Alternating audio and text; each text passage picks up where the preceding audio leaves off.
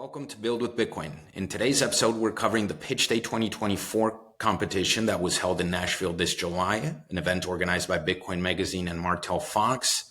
We are speaking with the winners of the categories scaling, open source, and energy/mining. So today, respectively, we cover the business models, highlights, what they're working on for Joltz, Stable Channels, and Rigley.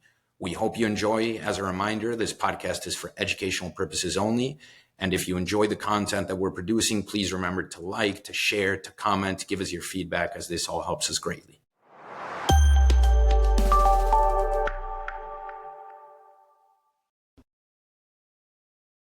Welcome. Today we have Ian Major from Joltz. We're excited to have you on after a successful win at the Bitcoin 2024 conference for Pitch Day, which we were very excited to be a part of. We got to hear a little bit of your short pitch there, Ian. So welcome to the podcast, first of all. Thank you guys so much. It's great to be here. It was a great event, and I love the show. So honored to be here and get the chance to chat a little bit more about what we're doing. You won in the category of scaling solutions, correct? Yes, that's right.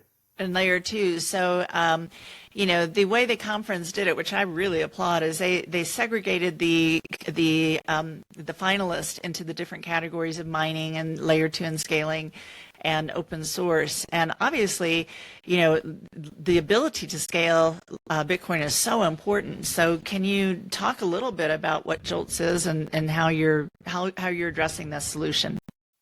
Yeah, absolutely. I think scaling for us, we're very focused on the Lightning Network, which I think has been the kind of main layer two that a lot of folks will be familiar with. And if you're not, Lightning is a network on top of Bitcoin that makes Bitcoin payments nearly instant and basically low cost. So you have all this new throughput which you don't get on the sort of layer one or the main layer of Bitcoin. And so the Lightning Network, in that way is great. That being said, what we've discovered in our work at Joltz is that not everyone is, of course, ready to be paying with Bitcoin, right? There's a lot of people out there who would much rather hold their Bitcoin, and certainly not spend it. There's also many other people for whom their existing unit of account, whether that's dollars, whether that's euros, whether that's whatever the sort of, fiat currency that they're using is, if you think about that, that's a really strong network effect in their lives. And in many cases, it's something that it's almost not an option, right? I kind of have to use that particular unit of account because maybe I'm a business and I have to pay my expenses in that denomination or whatever the case is. So without going too much into the details, one of the huge use cases that we see at Joltz is being able to bring additional assets onto the Bitcoin Lightning Network, things like stablecoins and other types of things like that, because with that additional demand, you're going to be able to grow the Lightning Network and scale this layer two to a point in which it can support, many, many, many more people than it does today. So we're taking kind of an interesting angle with this, and it's less about the sort of protocol level and scaling Bitcoin, and it's more about how do we kind of scale the economic incentives that underpin the Lightning Network. And, I'm curious, Ian, because you mentioned this stablecoin component and, maybe you can get a little bit into that part of the SDK and what you guys are working on. But, I'm wondering, when you were looking at founding Joltz, as far as providing this solution of, scaling the economic pie of Bitcoin in the world, where do you see the need or the users of Joltz, per se? Did the emerging economies aspect, draw your attention? That you kind of touched on it. A lot of people around the world, although we focus a lot on the investment side and store value component, like you mentioned, a lot of people just don't have a currency that works, right? Whether it's, lack of banking access or whether it's a highly inflated currency. So stablecoins can actually play an interesting bridge there between, Bitcoin and a stable dollar. what was, I guess, the backstory of why you got into this aspect? Yeah, I think bridge is a great word that you used. We're many of us in the community are kind of used to thinking about this progression or this supposed progression of how money goes from a collectible at the very start to this store of value. And I think, most folks listening and watching would probably agree that Bitcoin has kind of secured a nice foothold in that phase, right? This store of value, well over $1 trillion asset. That kind of game has been won. But when you think about the later progressions of Bitcoin as a medium of exchange, Bitcoin as a unit of account, these other functions of money, we are simply not there yet. And so, interestingly enough, like our backstory as a company, we actually started, early last year in 2023 with a focus on Bitcoin rewards. So we built a whole series of tools that would allow businesses to bring Bitcoin rewards into their operations. So think about rewarding customers for making a purchase, for making a referral, for signing up for a newsletter. Could be a sales team incentive, right? You close a deal in Salesforce.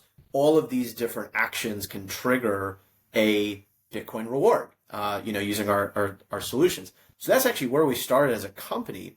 What we quickly realized was that that's great. That proposition is great for Bitcoin native businesses. However, the second that you start talking to more mainstream businesses that are kind of outside the Bitcoin sphere, it becomes pretty obvious pretty quickly that, okay, yeah, this is interesting. However, most businesses are not ready to jump all the way to Bitcoin rewards. And the theme that kept coming out of those discussions was this unit of account aspect. And so, right, like, okay, I like the idea of being able to send value in a cheaper way, faster, across borders. All of these are incredible traits, but I need to be able to kind of denominate those value transfers in something that I'm familiar with, in something that the rest of the business uses, whether that's dollars or what have you. So that insight was actually what originally led us down this path of Taproot assets, which we believe is the right protocol for bringing these additional units of account to Bitcoin and to the Lightning Network.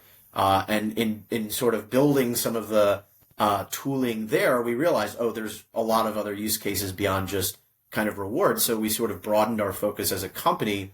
Instead of Bitcoin rewards, we're really a Bitcoin infrastructure provider now, where rewards is one of many kind of use cases.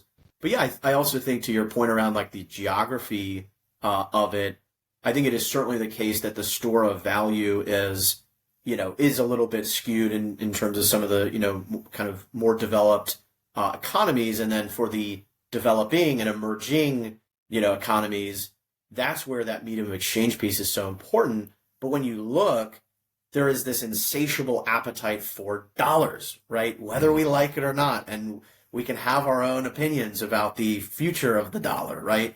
But the fact is that there is immense demand for it today. And just as one kind of data point that supports that, if you look at the payment volume for stablecoins, right? And this even strips away a lot of the kind of, automated smart contract and bot payments and these different things. If you strip all of that noise out, the payment volume is still about 1,000 times higher than payment volume on the Lightning Network, right? So this shows you something, and it shows you, I think, that people still, really need that kind of existing unit of account. But yeah, that's a little bit about how we sort of got to this realization of why this is so important. And for context as well, by the way, this is somewhat of a novelty, right? This concept of bringing stablecoins to the Lightning Network. 100%. Yeah, this is, call it what you will. You've heard people throw around Bitcoin Season 2. Whatever we want to call it, there's been this really exciting influx of developers coming back to Bitcoin, realizing that we can build these additional use cases on Bitcoin, right? Because while stablecoins got started on Bitcoin, this was, many years ago, they quickly went to other crypto ecosystems, whether it's Ethereum or Tron, what have you. Taproot Assets is a protocol that brings those technical capabilities to Bitcoin. And to your point, Israel, literally just a couple weeks ago, we got the final release that actually enables this on the Lightning Network. So this is bleeding edge, and I think folks will see and hear a lot more about this in the coming months. Ian, who are your typical clients? I know that probably with the rewards part of Joltz that you started out with Bitcoin companies, but are you now with this new development, are you expanding into more traditional companies that you've talked to before, but they may not have been that, quite ready for it? Yeah, great segue. We indeed are. There's a great example of that called Kilo Club. Kilo Club is a fitness center of all things in Las Vegas. They're opening additional locations as well. And, the owner has had this idea of a kind of member-owned gym for quite some time. And so what he will be doing with our technology is creating the Kilo token or the Kilo asset. And this is going to be something that members will programmatically earn every time they visit the gym. So they have like a little app that they scan to open the door. And so every time they do that, they're going to programmatically earn this Kilo token, which they can exchange for Bitcoin and other, sorts of prizes and things like that. But the reason that this was such a key kind of unlock for him is that it's, this Kilo token, it looks and feels like a traditional loyalty point. It doesn't carry with it this whole need to educate people on, well, what is Bitcoin? Right? It's a very steep learning curve, as many of us know. So that's one example in the kind of rewards vertical that's really exciting to us, and that represents, bridging into this this non-Bitcoin, sort of world. So we're going to learn a lot from that. But then in addition, we have all our reward tools over here, and that's all fine and good. We've also developed now our software development kit, and what that allows for, and this additional vertical that we now are going after, are other types of wallets. So there's a number of existing Bitcoin wallets, Lightning Network wallets, even, wallets in the broader kind of crypto ecosystem, all of which are going to find value in adding support for the Taproot Assets protocol for their users. And so each and every one of those wallets or other app developers are going to face a classic choice, right? Build versus buy. Do I, build all of this new scaffolding and support for this cutting edge new protocol myself? Or do I use a easy, simple solution like the Joltz SDK, which, by the way, we've estimated will save developers, 2,000 plus hours, which is very valuable. So that's also really exciting and represents, a huge opportunity for us that we're seeing. And what's the revenue model, Ian, for Joltz? Yeah, so it's a couple different pieces. So with that SDK piece that I just mentioned, it really comes down to the different actions that a user takes. So let's imagine, I'll just use a kind of example. OKX wallet is a large wallet that millions of users use. Let's say that they want to implement Taproot Assets in their wallet using the Joltz SDK. Essentially, what that then means, it's free to use the SDK, so it's free for them to use our SDK and add that support to the OKX wallet. But then when a user mints a Taproot asset, it creates a Taproot asset, or swaps a Taproot asset, maybe a stablecoin, and swap that for Bitcoin. So anytime a user is doing one of those key actions, we earn a small fee. So that's the business model for the SDK. And then the rewards piece is a little bit different. It's just a subscription, monthly subscription based on the amount of reward value or volume that's going out each month. So it's essentially kind of transaction based in different flavors. Exactly. You enable people to kind of plug these capabilities into their business model, into their product. Exactly. Is that and right? Okay. I think we'll probably have some sort of further unification of that pricing over time. But given that this is so new, we're basically listening to our customers and kind of building our pricing model out accordingly. Maybe can you give us an idea or snapshot, Ian, of the team, what stage you guys are at, maybe any early traction you can give us, and what the roadmap looks like in the coming 6 to 12 months? Yeah, definitely. So the founding team is three of us. So myself, I look after business development, client engagement. Stephen Dodge is our co-founder who owns product and operations. And then Lyndon Stark is our CTO, our resident shadowy supercoder for those of listening who appreciate that meme. But one of the most talented Lightning Network developers out there. So we're very fortunate to have him. That's the core founding team. Steve and I go way back. We've known each other for 20 plus years. And then we have a couple other team members on as a contracting capacity. We're doing some fundraising now, so hopefully we can bring more of those on full time. In terms of traction, we have about 30 businesses or so using that suite of reward solutions. So that's great. Even the likes of Blockstream for their e-commerce store, they're relaunching their referrals program for their e-commerce store using our solutions, which is super exciting. Folks will hear more on that very soon. And then we've got about 5 businesses that have signed on to our SDK agreement for the all the kind of stablecoin side of things. And we are actively building the SDK and the wallet products as we speak. We should have a big release of the desktop version of the Joltz wallet.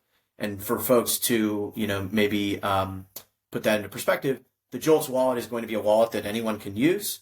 But really, it is a demonstration of how the SDK can work. So like the SDK is the main, software development kit is the main offering. The Joltz wallet is an example of what can be built with that offering. But that'll go live here in the next probably week or two. And then we're working hard to add, all the Taproot asset and Lightning support over the coming couple of weeks. Ian, you said that you two go back for 20 plus years. How did you guys get interested in Bitcoin and decide to start a business together using it? Yeah, we've both had the entrepreneurial bug for quite a long time. My background, I worked as a consultant for a number of years. We had a software as a service product, working with big companies like Walmart, Emirates Airlines. We were acquired by MasterCard, interestingly enough, which was interesting. Gave me a view into the belly of the beast for some of the traditional kind of payments and finance. And I think in tandem with that, both of us were just sort of organically kind of going down the Bitcoin rabbit hole as one does, right? Listening to podcasts like this, learning more, reading more. I think we're both sort of, freedom minded and freedom oriented. And, we're naturally, I think, attracted to some of those properties of Bitcoin. But then, of course, you realize that there's so many facets of Bitcoin that it's this kind of, continually fascinating thing to study. I think we both just sort of came to the realization that it is hard to justify spending time working on anything else. And like that was the sort of mental switch that propelled us to say, well, we have to do something in this space.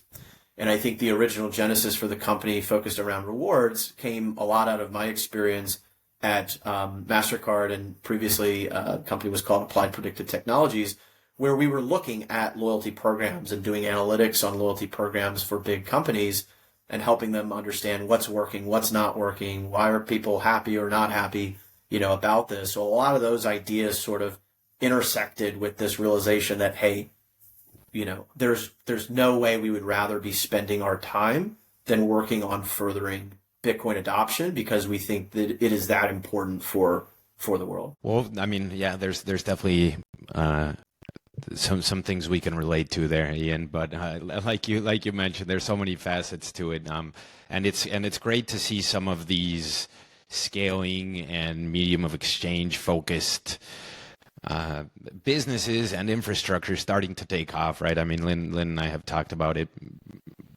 plenty as well. We do feel there's a very real momentum right now in some of the infrastructure behind being able to actually use Bitcoin and stable coins more broadly, right, as a kind of more day-to-day transactional currency. But so along the lines of your growth and fundraising, Ian, anything that you'd like to share as far as, maybe what you're hoping to fundraise, in case there's anyone that's listening that's, maybe interested? Yeah, we're definitely so we're actively fundraising on a safe. I can certainly share more details for anyone who might be interested. The timeline for that, I mean, we're kind of well into that process, and certainly the win in the event has helped those conversations for sure. We will probably do an initial closing with an angel consortium that's kind of leading that round end of this month. And then I imagine a couple of our other conversations with some of the other VCs will extend into September. Probably by the end of September, we would hope to have this all wrapped up. We're looking to raise $1.5 million, again, on a safe, for basically a seed round. We did a very small pre-seed round last year, but this will basically help us grow the team, clone our CTO, right? Which is crucial, and it's super exciting. To your point, Israel, we're seeing a significant uptick in job postings from the likes of Lightning Labs, from the likes of Lightspark, other players in this kind of scaling space. I'm telling you, there is going to be an arms race for talent. So this fundraise will go kind of directly to that. And it'll also help us deliver on some really, really exciting projects. I mentioned the Kilo Club earlier. There's another one that's a Brazilian stablecoin issuer, which I estimate will be one of the, if not the first stablecoins on Lightning. So there's some very exciting stuff that this is going to go to directly enabling. Yeah, well, congratulations on all of your progress. And I know we talked, gosh, I guess about a year ago or so, or Yeah. 8 months, I don't know, ahead of the Big Boom conference. And it's just great to see your growth and the continued expansion of ideas because, I think as more corporations and entities just understand the capabilities of Bitcoin and Lightning with micropayments, with the ability to reward in fractions that they haven't seen before, and then to extend that in terms of any kind of loyalty program or any type of commerce and an exchange of value, these tools are going to be really, really important. And so, growing from rewards to a Bitcoin infrastructure company is quite an accomplishment in a year. So we applaud you and really look forward to tracking your growth as we go forward. Thank you so much, Lynn. No, it's been a pleasure. Well, thank you. Yeah, thank you for coming on, Ian. And we hope to. We were just speaking to this earlier before kicking things off. We hope to get you back on for maybe a deeper dive into what Joltz is doing in a few months. So appreciate the time as well, and I echo Lynn's congratulations and good wishes on the next few weeks and months. Yeah, I appreciate all the great work that you guys do. So I'm looking forward to it. thanks, Ian. And to close us out, can you share where somebody can contact you or get a hold of you or track what Joltz is, follow what you're doing? Yeah, definitely. We're on X. Of course, you can find the Joltz account at Joltz JOLTZ _BTC. You can find my personal account at Ian _Major MAJOR. Those are probably the best places to reach out. You can find me on LinkedIn as well, Ian Major, and you can find our homepage joltzrewards.com. We were joking earlier, so hopefully soon just joltz.com, but Joltz Rewards for now. Those are probably the best channels to reach out.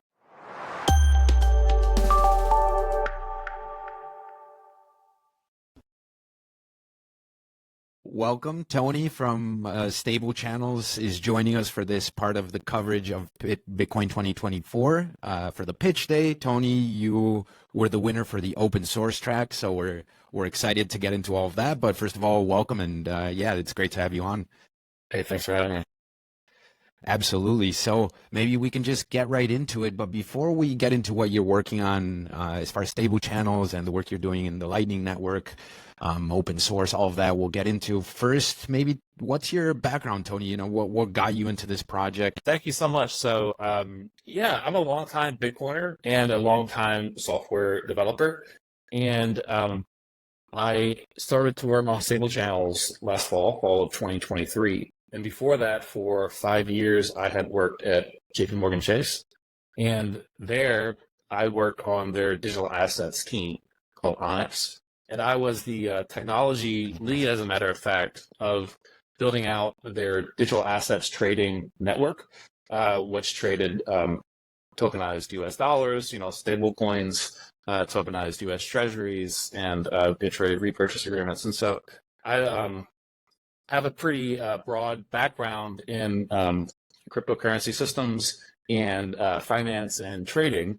But as a longtime Bitcoiner, I see an immense opportunity with Bitcoin. I think Bitcoin is still underrated by traditional finance folks, and the technology is very robust, and I see a very bright future for Bitcoin products and Bitcoin-related technology. So I took the leap last fall to resign from the bank and to work on Bitcoin full-time. And since that time, I've been working on stable shares. Okay. And out of curiosity, by the way, Tony, so I actually used to work at Swift, and a lot of what was covered was precisely, for example, Onyx, this tokenization side of the crypto, quote unquote world. And, to me, similar to you, longtime Bitcoiner, I mean, I think the obvious, I guess, weakness to that is just the closed network, right? I mean, the network effect is just so difficult with these closed loops. But out of curiosity, was that part of the motivation as far as just kind of projecting where things are heading, working on some of these concepts, but in an open network like Bitcoin and Lightning, or what was the motivation to take that step? Well, I think, when I was working at the bank, I saw a lot of course, we use blockchain technology. We use Ethereum-based technology. And so we built the whole suite, key management and, smart contracts and networking and cybersecurity is a very comprehensive project that we worked on. But a number of times I saw where the blockchain rubber hits the banking road. And so the analogy that I like to give is we just had the Olympics.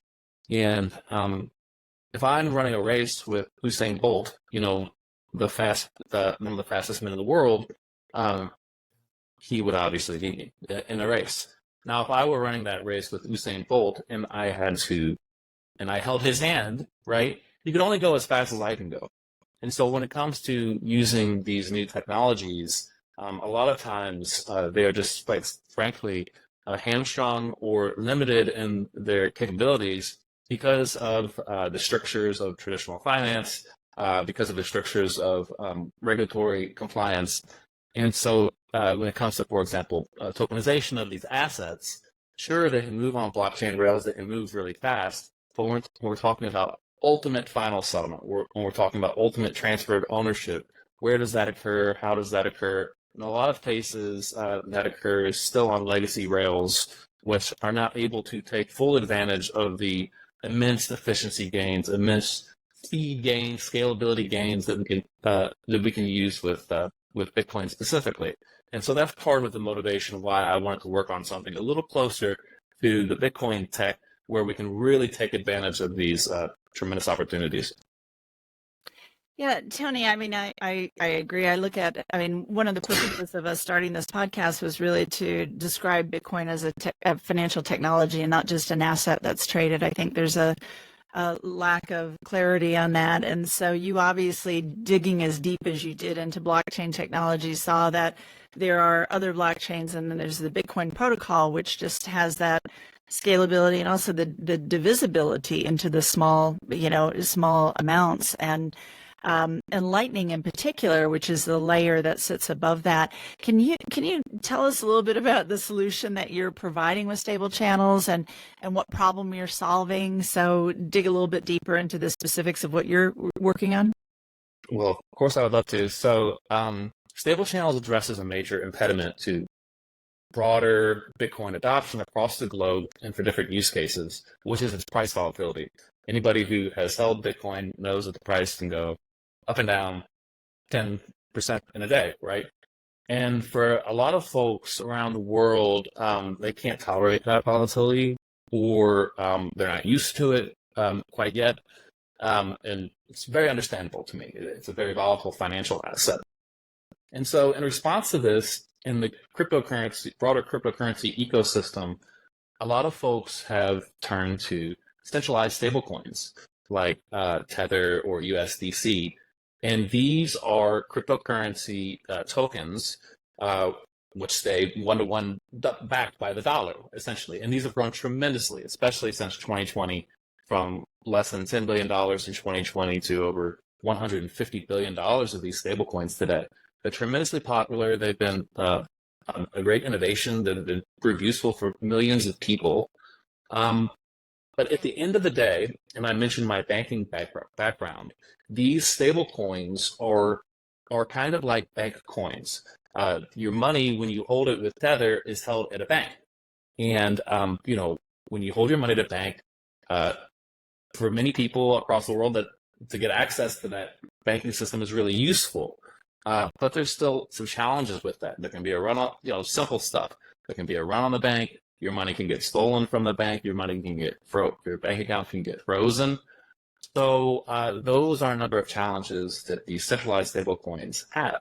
I also think that they might have some regulatory hurdles down the road. And these stablecoins also run on Ethereum-related technology, which then you mentioned Lightning. Lightning is just more scalable, and we can get into it, but I think a little bit better technology for payments than, for example, Ethereum-based stablecoin technologies. So this is the problem, which is Bitcoin's price volatility. We've had one solution, which has been these stablecoins, which I kind of call bank coins. And as Bitcoiners, we look at the tremendous growth of stablecoins and we say, can we do anything about it? Can we do better? Can we offer something that is self-custodial, peer-to-peer? And that's where stable channels enters the equation. And so we offered another method to keep users stable in dollar terms. But under the hood, it's all Bitcoin. There's no tokens, there's no banks, there's no centralized stablecoins. What we do, in a nutshell, is we let users peg a portion of their Bitcoin balance in the Lightning channel to US dollar stability. And the way we do that is that and this gets a little bit financy, but we match up longs and shorts over Lightning channels, and we settle very frequently to keep one side stable in dollar terms. And so under the hood, it's all Bitcoin. Both counterparties have Bitcoin, but Bitcoin is used to settle very rapidly so that each side of an ongoing trade get what they want. One side gets the dollar stability, and the other side is taking that Bitcoin upside and taking that Bitcoin downside. Effectively, they've doubled their exposure or their leverage long. So in a nutshell, that's how stable channels functions, and we hope to offer another solution to let users deal with that Bitcoin price volatility. And Tony, could we go through maybe just like a very simple, practical example of what you just mentioned? Maybe you and I are looking to get into one of these agreements you're mentioning, right? How does that work? We each put in a Bitcoin, for example, and then there's a smart contract tied to that, or what's the I guess practical example of how this would work? Right, so you got it, Israel. So there is to begin with, there is a smart contracts involved with. These are called Lightning channels, and Lightning channels, Lightning network connects all of these same smart contracts on Bitcoin together to create this payments network. So that's kind of how Lightning works. And so, Israel, let's say that you wanted to be stable in dollar terms. And here we are in August 2024, and the price is about $60,000. So you have one Bitcoin and I have one Bitcoin, let's say, and you want to be stable at $60,000. You want to peg your one Bitcoin at $60,000. And so what happens is that we both put our Bitcoin into this smart contract called a Lightning channel. And the objective is to keep you stable at $60,000, okay? And so how can we do that? Because the price of Bitcoin changes all the time, right? Well, with Lightning, we have unlocked a new capability, which is very cheap and very rapid settlement capabilities over these Lightning channels. And so that's the capability that Stable Channels employs to maintain the peg at $60,000. So every 1 minute, you're running the Stable Channel software and I'm running the Stable Channel software, right? every 1 minute, your computer goes out and queries the latest Bitcoin price, and my computer goes out and queries the latest Bitcoin price. We do this from a number of different exchanges to protect against one of them or two of them being compromised or getting wrong answers. But anyway, we come back and let's say the Bitcoin price has gone up.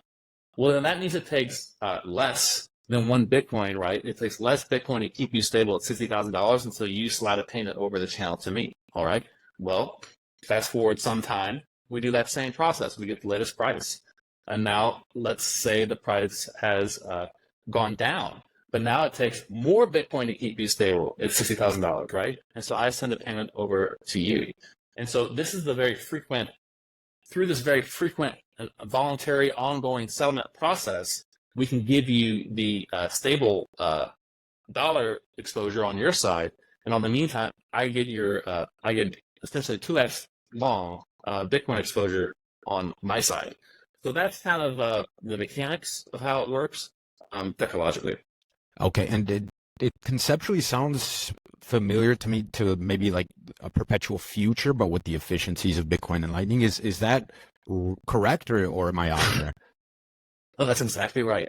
And so a lot of times with these perpetuals, futures or perpetual swaps, and people call it all sorts of different names, but there's something involved there called a funding rate, which modulates the demand for the longs or shorts. And so actually your listeners might be interested to know that here in August of 2024, it's an interesting time because at this point, the shorts are paying the longs. So for what, especially on Binance, for whatever reason, the market is that way. So yeah, you're spot on that with these perpetual swaps is very closely related. Tony, can you get into a little bit about who is the ideal market? Who's your client or who's the user of this? Would it be more institutional types of clientele, or would it be more international that are looking for dollar transactions, but with stability for trading partners? What would be a use case? So right now, this technology is back-end technology, more suitable for Bitcoin businesses and sophisticated Lightning runners, node runners, that type of thing, because it does use at the core, all of this Lightning technology. So you're going to want to be a Bitcoiner, probably, because under the hood, it's all Bitcoin, right? And so you're going to want to be comfortable with having some Bitcoin exposure. But then I think it would be for anyone who has Bitcoin and wants to hedge their Bitcoin exposure in a way that keeps things self-custodial. And so, unlike centralized stablecoins where your money's at a bank, with savings channels, you always have custody of your Bitcoin. And, that has trade-offs, of course, because you have to kind of run your own infrastructure or have someone else run your infrastructure and keep track of your keys. But on the other hand, if something goes terribly, terribly wrong, you're guaranteed to always have your Bitcoin, which is really great. And so now this is most suitable for, Lightning businesses, Lightning developers, but we're working to expand the functionality to create a mobile application to give this, to make this available for more types of end users. Tony, can you talk to us a little bit about monetization of stable channels, or how are you generating revenue, and what's the kind of business model for you? I guess part of that question too is open source, because we haven't touched on that, but you were the winner in the open source category. So you've chosen to make this technology available open source, and you have contributors to it. So I'd love to hear your thoughts on that. So I have chosen to make this product open source, and Lightning has a very strong open source culture. And so I wanted to be able to take advantage of that. And anytime you're building a piece of software where users run it self-custodially, and it runs very close to the Lightning node, they're probably going to want to inspect things to make sure that they do what you say they are doing. And I completely understand that.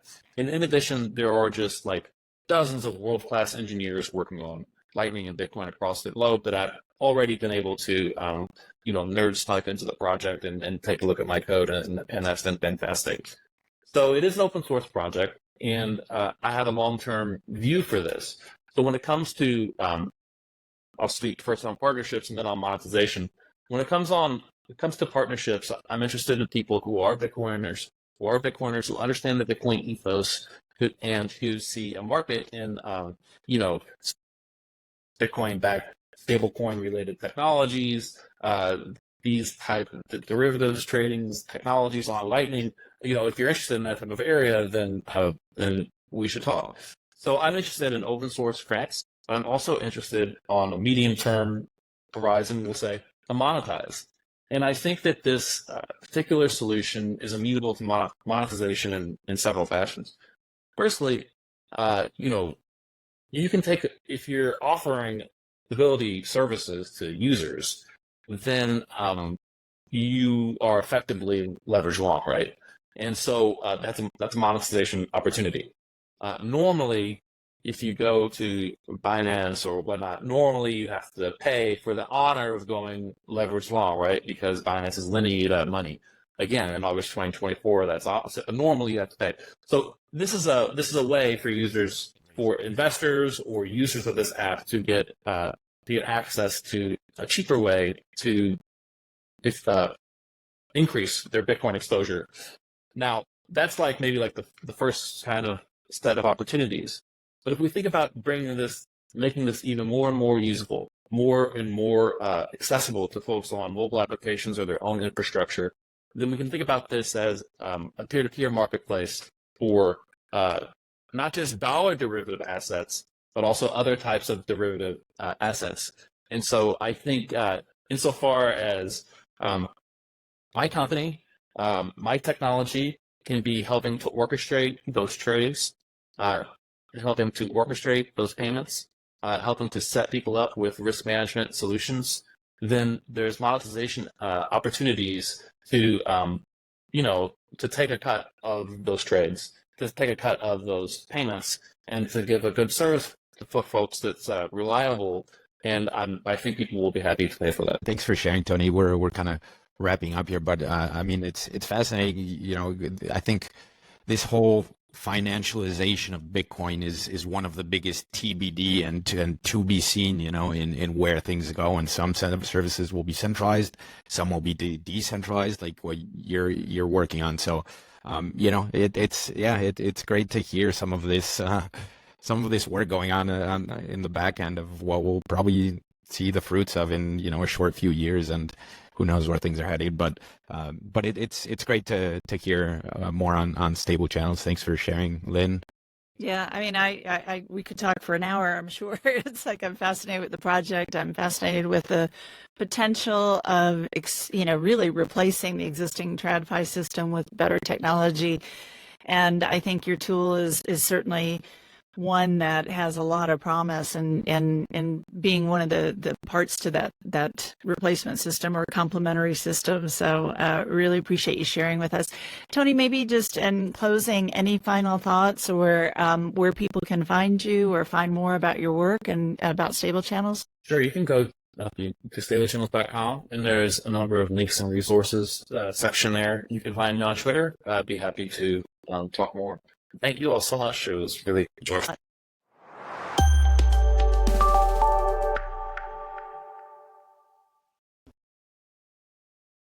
Nico, Evan, from Rigley, founders, glad to have you on after your successful win of the energy and mining sector in Nashville at Bitcoin 2024. Welcome. Thanks, Israel. It's really good to be here.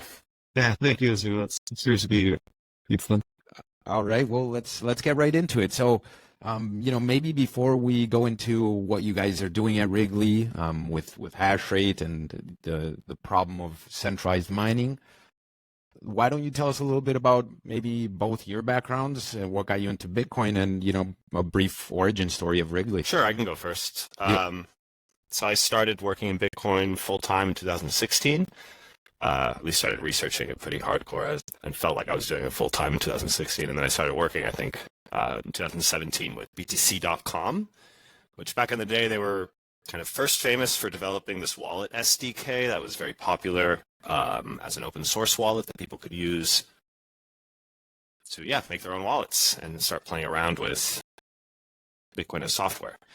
Then that team kind of expanded and they created a block explorer that was pretty popular for a little while. I also moved over to the block explorer team, and then finally started working with their mining pool, which is what they really became known for. And that's where I got my first foray into mining.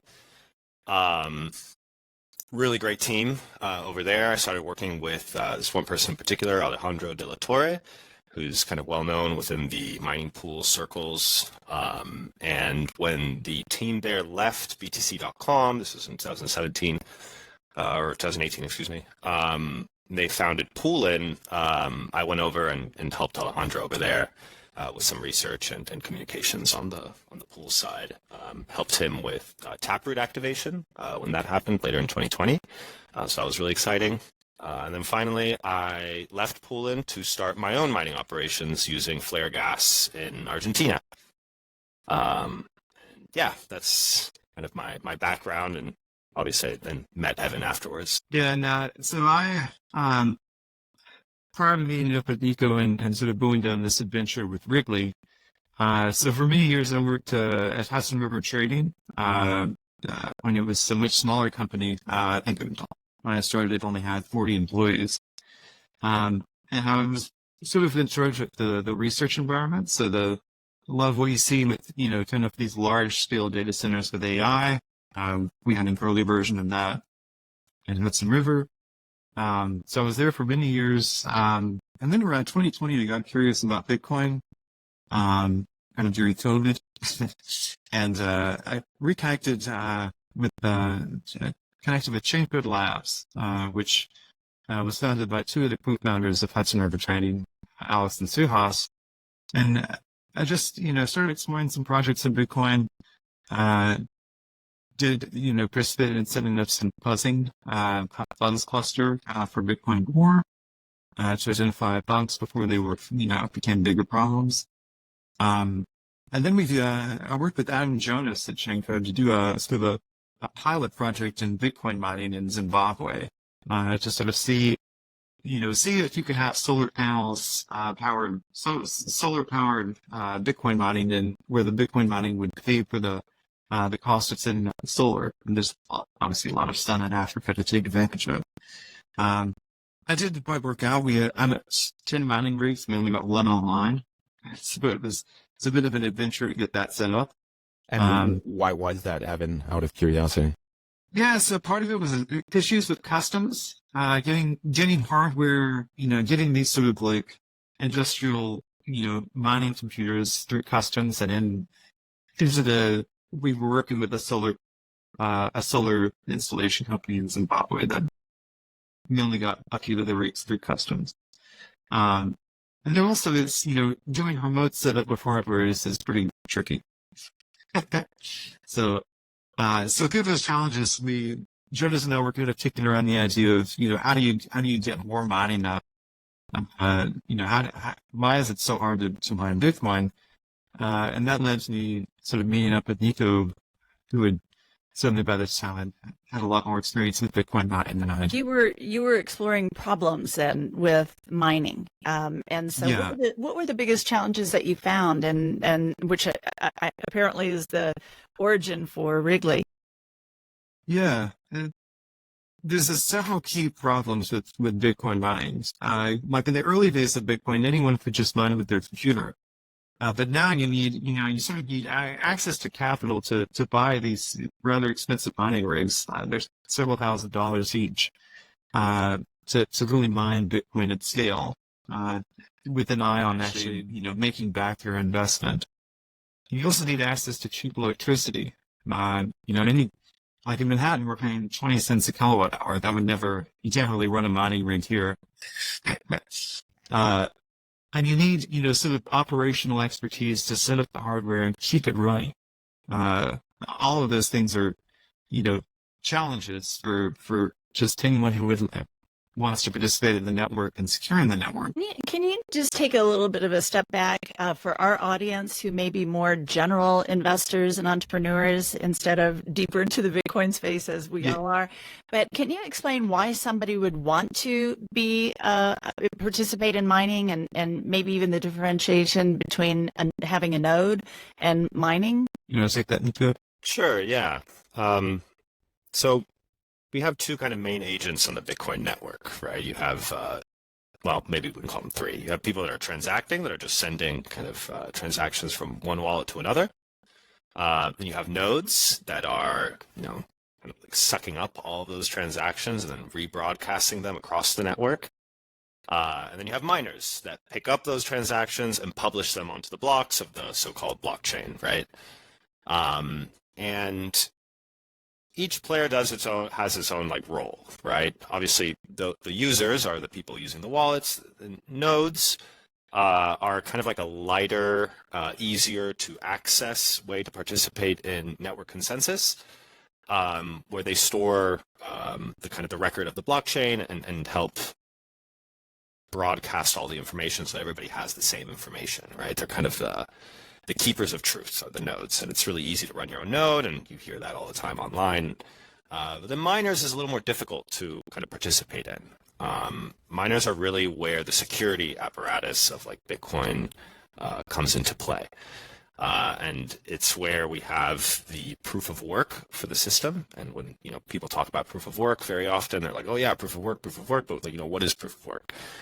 Well, it's really using a lot of electricity and demonstrating that electricity is going into creating hashes, right? Which are it's the mathematical function that we use, the cryptographic function to encrypt information. So why is it important to mine Bitcoin, or why should anybody care about mining Bitcoin? Well, there's a few reasons. One is that we want the network to be as distributed as possible. So the more people that care about mining Bitcoin and that participate in Bitcoin mining, the more distributed that system is. Nowadays, it's also pretty popular to talk about on Twitter and on social media in general, that mining centralization is a big problem, because that leads to less censorship resistance, or basically it becomes easier to censor transactions. Why? Because you can basically exert pressure on the places that are publishing these transactions. And you say, hey, Mr. Block Publisher or Mrs. Block Publisher, please do not publish these transactions. And that would then lead to censorship, right, of those transactions. So by having more people participate in mining, we increase the distribution and the censorship resistance of the network. Another reason why people want to participate in mining is because it's probably the most private way to access Bitcoin. If you go out and buy a Bitcoin mining machine, you are not KYC'd to buy that mining machine. You're just going and buying a computer. You don't KYC to go buy a computer, right? So when you plug in that computer and you point it to a mining pool, you will get remunerated in Bitcoin for the work that you are providing that mining pool, these hashes that I was talking about, right? And when you're remunerated in the new Bitcoin that is produced for that block that pool finds. So every so often, a pool is going to find a block, and they are going to have their pool's Bitcoin address in that block where the new Bitcoin is deposited into. And then that new Bitcoin that gets sent to the pool's address then gets redistributed to all of the workers or people that are contributing hash to that pool. And you're basically getting fresh new Bitcoin that has no transaction history to it. And you can imagine that you can sweep that fresh new Bitcoin that goes straight from the protocol right into your hardware wallet, and that's pretty private. So in a world where we're constantly under threat of chainalysis, and when that gets linked to your exchanges KYC, and then your coins are just forever tied to basically that whole KYC process, and in an open financial system like Bitcoin, where it's easy to trace these things, well, that mining can have a nice kind of solution to some of those privacy concerns. Those are a couple of reasons. And let's say, Nico, I understood the reasons you just gave, and I'm interested in mining Bitcoin. What are the different options and why that, a individual or company has, and why did you create a marketplace for the hash rate? Yeah, so the main way people tried to mine, it used to be that you'd get your CPU, your computer, and you'd point it to a mining, or not even to a mining pool. You would actually run your own node and mine it with your own computer. Now, over time, it became more difficult to do that because of what we call the difficulty of the system, basically. How many hashes you can produce in a second correlates to how much you're able to get paid. And a CPU can produce less hashes per second than a graphics processor unit, like what they use for AI nowadays, which can produce less than what now everybody uses, which are these specialized equipment called ASICs, application-specific integrated circuits, that create trillions of hashes per second. So the orders of magnitude have gone much higher, and basically for you to get any, a CPU would take you probably a year to get cents, right? A GPU might take you a few months to get a couple cents, and then with an ASIC, well, it takes you about a day to get some cents. So you still don't get a lot, which is why you need not just this specialized hardware, but really cheap electricity, like really, really cheap electricity. And now it's becoming the case after this last halving that you need ever more cheaper electricity, and people's margins are getting really crushed. And you can see now that all the public miners are taking out all of this debt and convertible notes so that they can basically cover their costs, because even their electricity prices aren't making the cut. So you also need 240-volt power, for example, for these things. So basically what I'm trying to say is buying your own machine, setting it up, and actually trying to make any money off of it is not a particularly easy endeavor. Then, okay, so let's say you don't want to go through that whole process, or you've tried going through that whole process and you realize, hey, this thing is really loud, it puts out a lot of heat, and I'm not making any money, my electricity bill has gone through the roof. So then it's like, okay, but I still want to participate in the network. So what do? Well, you go online, you say, okay, Bitcoin mining. And then you will inevitably come across a slew of scams, or what we've called cloud mining scams, where you go and you pay for some Bitcoin mining that is supposedly going to show up to either you're going to get the rewards from them, or you're buying it from some mining facility out in who knows where, and you send over the Bitcoin, or you buy the machine up front, and then when it's time for you to get your hash rate, it's nowhere to be found.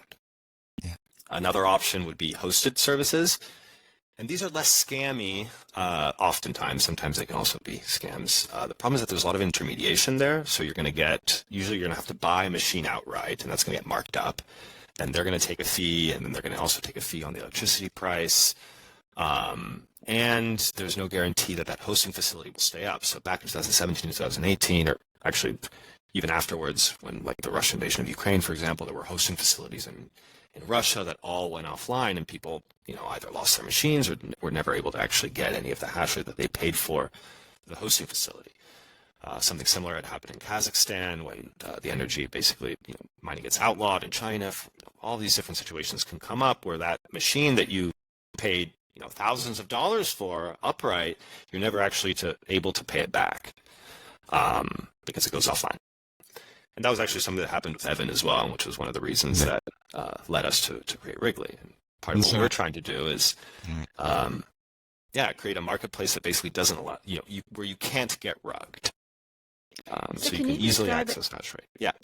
Can you describe what Rigley does, how you're solving this complicated, I want to mine, but it's very complicated to do it on my own or to do it through hosted services or things like this. So what is Rigley, and how are you helping people mine and make it easy to mine?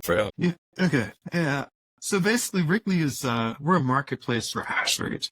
And so we take hash rate from mining farms around the world, and they send their hash rate to what's called our Stratum proxy, which is really just a sort of a picture an operator switchboard that takes the hash rate from the mining farm and goes into a customer.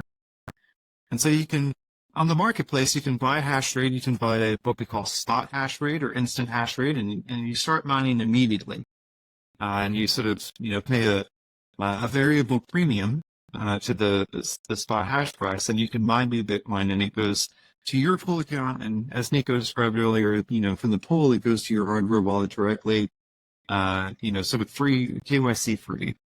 So we have it's a small number of users, who really enjoy doing that, and we've gotten a lot of good feedback from them about what they want from the product, from the marketplace.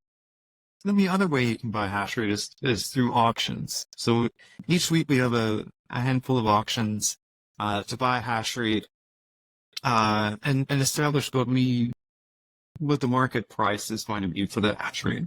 And so if you look on Rigley right now, you'll see that we have one auction running, and we're that hash rate, sort of when the price varies based on market conditions. And buyers to buy a hash rate auction, they can potentially earn a profit if the market price is low. And as we saw earlier this week, there was sort of a burst in transaction fees that gave a bit of a boost to the hash price. And that's just sort of, the buyers who not only want privacy, but perhaps want to earn a potential profit on their mining. And so ultimately what Rigley is it's a marketplace where any Bitcoiner can go and buy hash rate and mine Bitcoin without buying a mining rig, and with their payments stored in escrow. So we have an escrow service that's on chain, called trustless mining, where the buyer's payment is held until they've received all of that hash rate. So there's no possibility of them getting sort of robbed and losing their initial investment. And then also the advantage of that, so you're paying a slight premium for the hash, but you're also not needing to make that capital investment at the very beginning. So that's, and perhaps even for people who have thought about mining, but want to dip their toe in, this is a great starting point for them, but it could also be something that they just continue to do because it makes more sense. That's exactly right. Like, for me, like living in New York, like there's no way I could ever have a mining rig in my apartment. But this way, like buying hash rate through Rigley, I could still mine and I can still participate in the network. So, and the auction mechanisms, Nico and Evan, just to be clear, is that also like, let's say spot hash rate, or is that a forward hash rate? How does that work? That's a great question. So we've experimented with both formats. For the moment, the auctions are using the same spot format. So after the auction is complete and after you make payment, you start receiving hash rate out once you make your payment. We have also sort of experimented with a more forward auction delivery, but where you sort of bid on hash rate for a future time period, and then you take delivery, some weeks or months in the future. But just to keep it simple, as we're sort of bootstrapping the marketplace, we're focusing on the spot delivery. Is anyone else doing a similar sort of service? To my knowledge, you're the only ones who are doing this ability to participate in hash rate without the investment. You want to take that one, Nico? Sure, yeah. So there are other marketplaces. They function a little differently than we do. So you have a Nice Hash and Mining Rig Rentals are two places where you can go buy hash rate in a similar fashion to us. The mechanics are a little bit different. To my knowledge, they don't use escrow the way that we do. So we release the funds to the seller after the hash rate's been delivered. So if there's any downtime, for example, in your order, whether it's 1%, 0.5%, or whatever it may be, that we can always refund the buyer for any of that downtime. Then we're also Bitcoin only, so we take Bitcoin in and we send hash rate out. I think we're also the only marketplace that basically uses everything. We build everything on Bitcoin's rails, basically. And yeah, I think our auction mechanism is also the only marketplace that has basically pricing using an auction. Super interesting, Nico and Evan. I mean, it sounds like you guys are bringing some price transparency to the mining and hashing industry as well. And to me, it sounds like, so basically, let's say I'm an interested buyer. I'm able to outsource all the operational and hardware complexity of getting into mining, but maintaining some of the control, which you mentioned a little bit earlier, as far as which pool do I want to direct my hash rate to. There's been some discussion on that. Can you maybe just very briefly touch on why that's an important component, and if you are seeing this kind of behavior from, I don't know if you have stats on this so far or not. Ocean is the first one that comes to mind as far as a differentiated pool. How much of that are you actually seeing as far as maybe some of the reasons behind why I would want to control where my hash is going to? Yeah. So a lot of our customers buy hash rate and point it to Ocean. Yeah. So just as anecdotally, Okay. why does this matter? Maybe getting back to the kind of broader question. So nowadays we have a handful of pools, and most miners are pointing their hash rate to two big pools. Either it's Foundry, and this is very much the publicly traded mining companies here in the US, and then the other one would be Ampool. And Ampool is run by Bitmain, which is the largest manufacturer of mining hardware in the world. And they've basically been around for a long time and have consolidated market share across the mining industry. So not just in hardware manufacturing, but also in operations and in the mining pools. So what that means is that we have two actors, and there are a lot of smaller pools that are in fact proxies, we call them, for Ampool. Basically, they're using the exact same software as Ampool, and their mining rewards are going to Ampool and Bitmain as well. And what we allow people to do is buy hash rate that is part of a seller's account that is pointed either at Foundry or Ampool, and redirect it to some of these smaller pools like Ocean. There are other examples as well, not just Ocean. You have SBI Crypto, Luxor. We have one pool that we've been working with that we're partnering with. It's called Demand Pool. They're going to be the first Stratum V2 pool. And it's run by our friends Alejandro, who I mentioned earlier. And we're very interested in integrating Stratum V2 template, like a template provider service, into Rigley. So you can sign into Rigley, buy some hash rate, and then we'll have a client for you so you can choose which block template you want to mine. And that would be a really strong step forward in the decentralization of mining. We could talk about this for, I'm sure, quite a bit of time, and our time is coming to a close. So I feel confident it's real. I don't know how about you, but we'd love to have Rigley back on and do a more complete episode and dig deeper into the importance of mining decentralization and how you're solving that problem and making it easier. But just as we close up, can you just give us a snapshot of the company itself, where you are in how and Wrigley's growth, and what your kind of path is going forward? You were part of this pitch day, so are you currently raising funds, looking for partners? What is the status of the company, Rigley? I can take that one.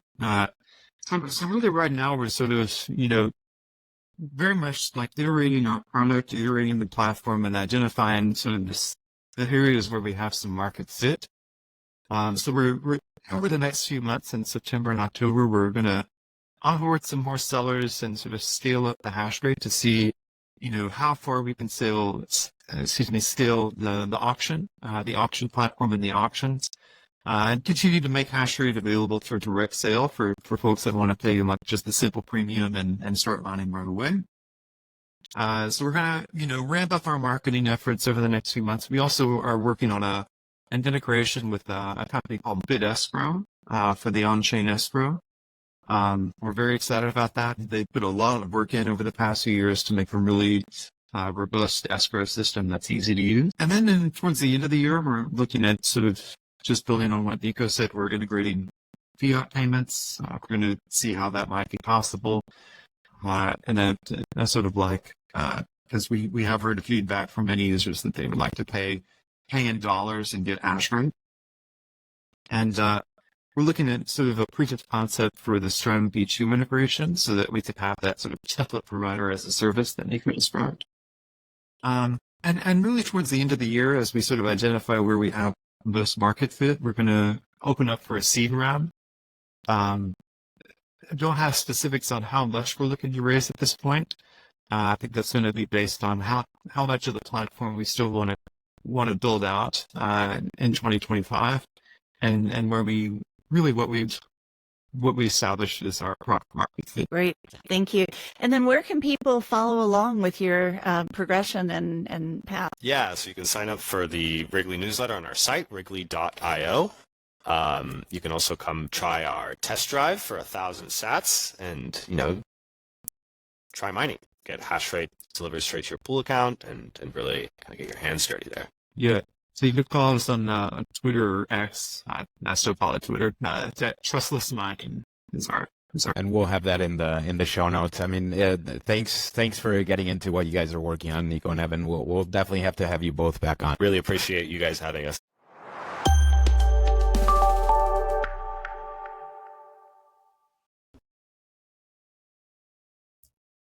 Thanks for listening to the Build with Bitcoin podcast. If you found benefit in what you heard in this episode, we'd appreciate it if you would like, share, or leave a comment. This helps others find us, which is especially important for this new podcast. And if we had lawyers, they'd tell us to tell you that the content of this podcast is for educational and entertainment purposes only and is not to be considered investment advice or a recommendation to invest in any company or asset mentioned in the episode. Thank you sincerely for being a part of the Build with Bitcoin community.